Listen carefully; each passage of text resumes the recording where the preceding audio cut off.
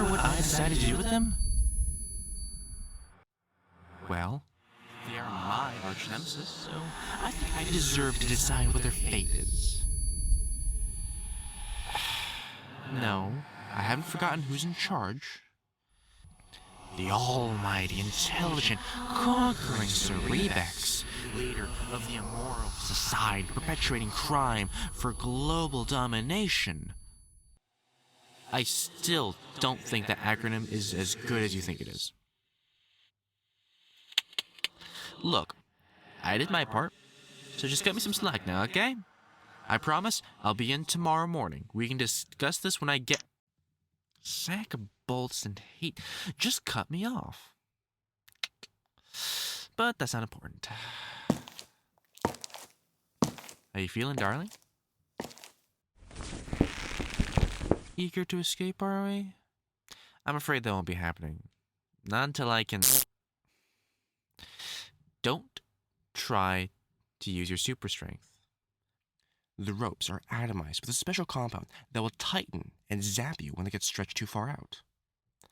As of now, I am the one and only key to your freedom.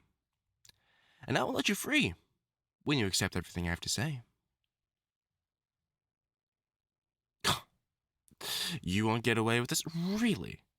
That's the line you're going with? Now I understand what Purple Mist meant when he called you a goody two-shoes.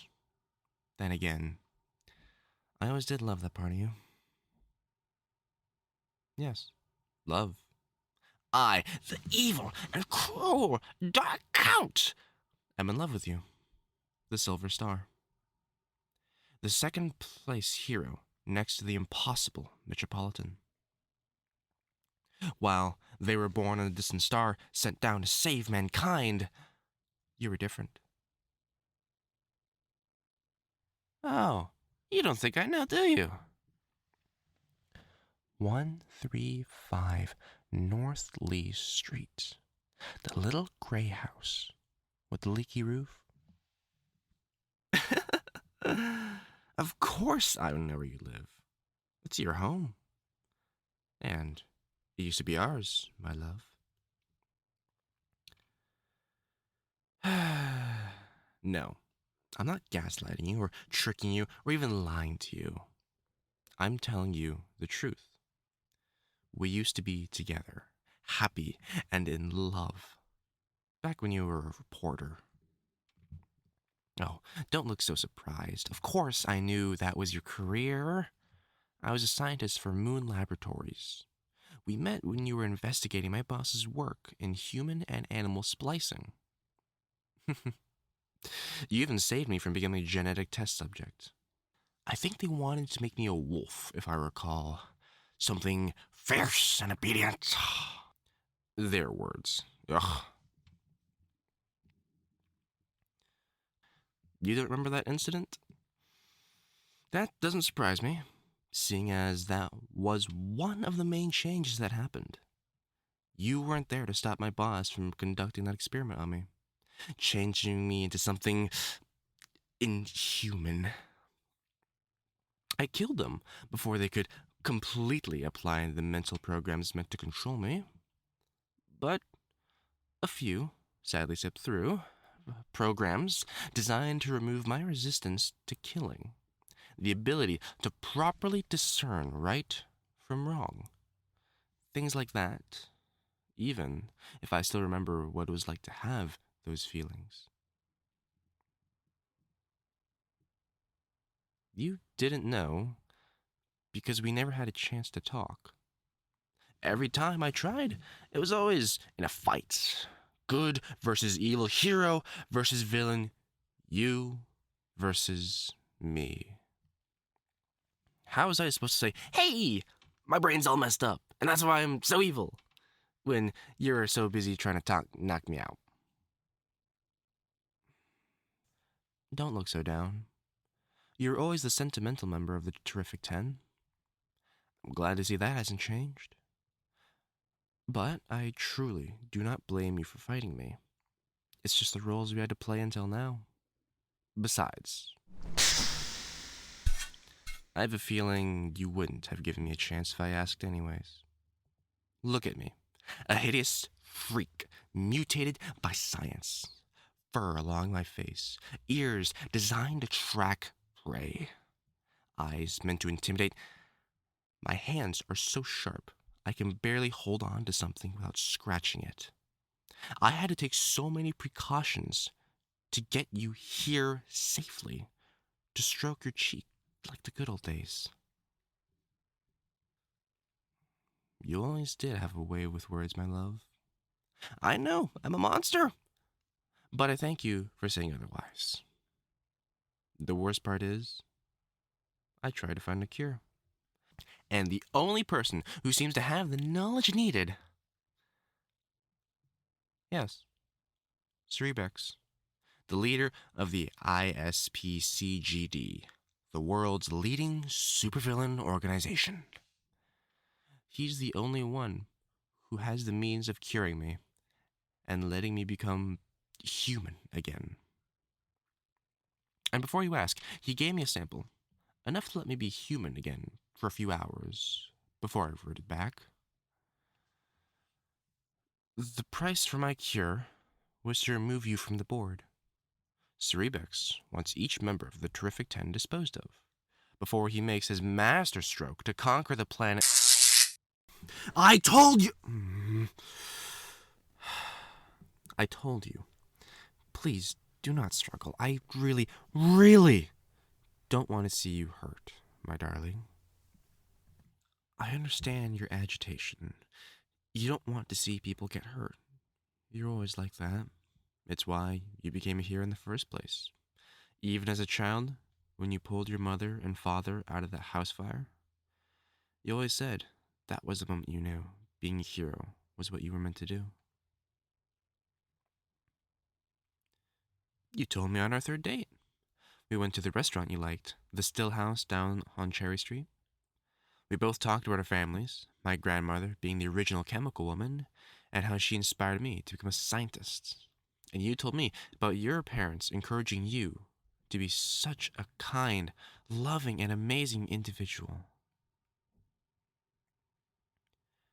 I see. I'm sorry. I already knew that my mother wasn't chemical woman in this world. None of the original moral champions exist in the history books. The first appearance of what we call superheroes only happened 5 years ago with the Metropolitan, from what I've read. But I genuinely did not know that your father left you when you were young. I did so much research into you before our fights and today's abduction, but that seems to have skipped my gaze. I'm sorry. I should have realized your life became darker as well after the origin point's rupture. Ah, yes. I almost forgot to explain the disparity in our memories, as well as why everything is so wrong. Back when we were together, a villain called the Starbreaker emerged from space. Some kind of cosmic overlord vowing to destroy the entire universe and remake it in his image. He flooded the planet with an army of darkness, which he fled to the origin point of the universe, a single linear point in space and time where all the information in the multiverse is connected.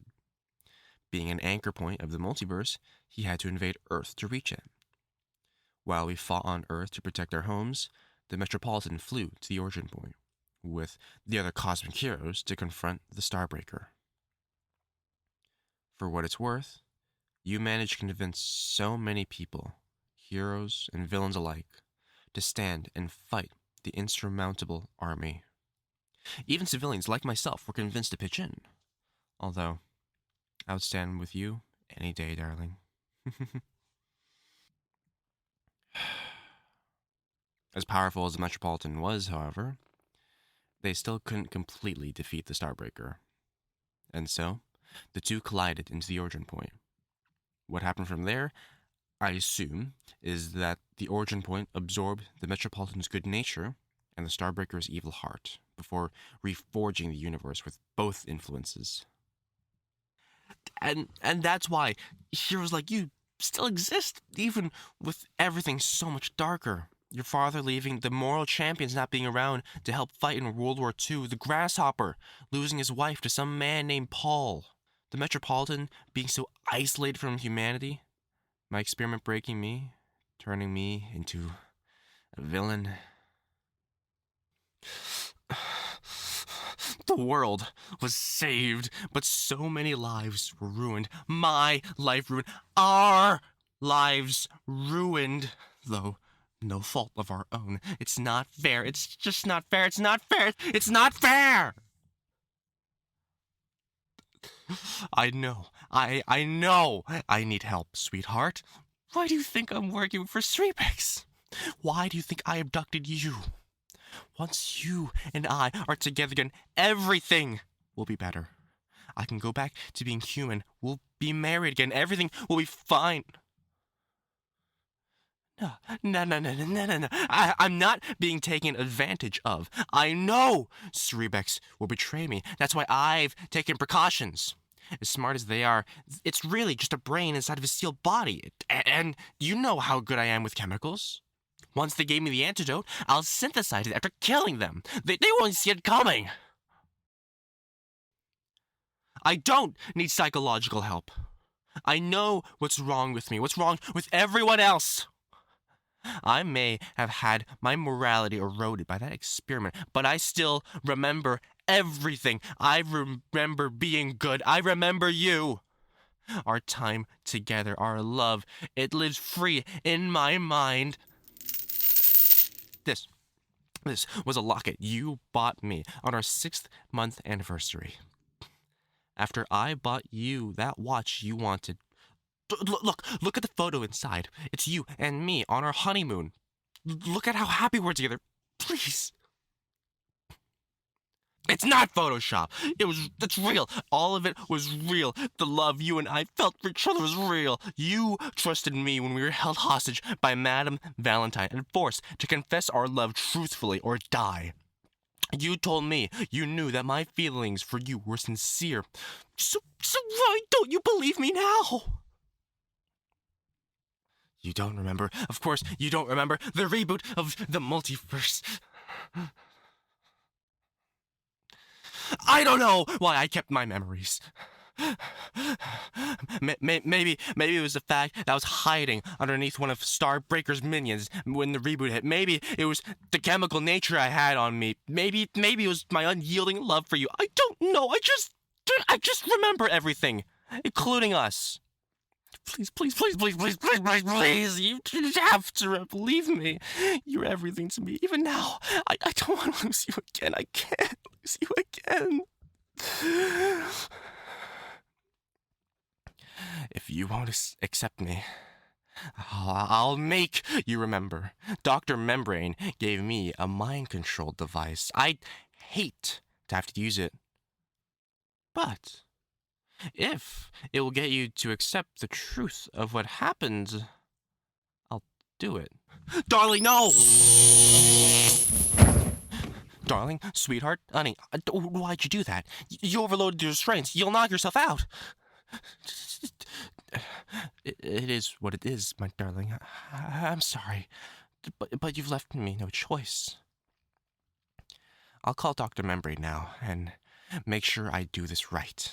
With any luck and the extra notes from my former boss on conditioning, I should find a way to make you remember our love.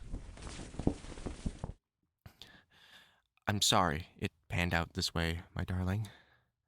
But if this is the world that we have to live in, I'm left with no choice but to fix it.